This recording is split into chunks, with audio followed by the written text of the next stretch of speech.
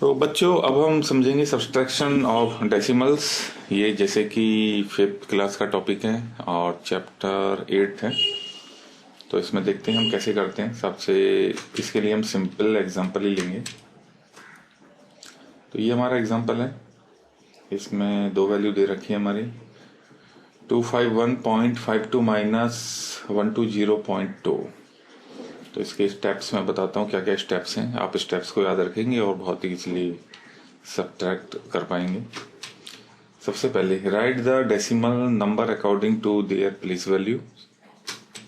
Step 2 put zeros if necessary to complete the required number of decimal places. Third, subtract the decimal number just like subtraction of whole numbers. मतलब जैसे हम normally whole numbers को subtract करते हैं उसके बाद वैसे ही subtract करना है। मैं इसको करके बताता हूँ आपको।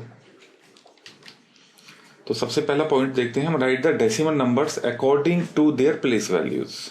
ठीक है, तो मैं सबसे पहले बड़ा नंबर लिखता हूँ 251.52। अब इसमें बोला हुआ है write the number according to their place value. Numbers जो लिखने हैं प्लेस वैल्यू के आधार पर लिखने। ठीक है, यानी कि डॉट के नीचे डॉट होगा। इसका मतलब सीधा सीधा ये है, सीधी भाषा में समझाता हूँ। ये डॉट लगा दिया मैंने, उसके बाद आप नंबर लिख दो। तो यहां तक हमारा पूरा हो गया, फर्स्ट स्टेप पूरा हो गया। इसमें डॉट के नीचे डॉट और वो हमने नंबर लिख दिया है। यहाँ पे आपको माइनस लगाना है तो आप माइनस लगा दो। स्टेप 2 पे जाएंगे। If put zeros if necessary to complete the required number of decimal places. इसका क्या मतलब है? इसका मतलब है कि कहीं पर आपको जीरो लगाना है। अगर आपको डेसिमल प्लेसेस को बराबर करने के लिए तो जीरो लगेगी। यहाँ पर कुछ भी नहीं है तो यहाँ पर हम जीरो लिख देंगे। मतलब इसके प्लेस वैल्यू 2 है और इसको भी हम 2 कर देंगे। कहने का मतलब जीरो लगाते तो कुछ फर्क नहीं पड़ता। ये मैंने पिछली वीडियो में आपको बताया था। यहाँ पे हम एक लाइन खींच देंगे। अब जो लास्ट स्टेप है सीधा subtract the decimal number just like subtraction of whole numbers. ठीक है, इसमें कुछ भी नहीं है। मैंने बहुत ही सिंपल एग्जांपल लिया। इसमें कैरी वाला एग्जांपल मैंने लिया भी नहीं है, जिससे कि बेसिक समझ में आना चाहिए। अगर बेसिक समझ में आएगा तो आगे का आप कर पाएंगे।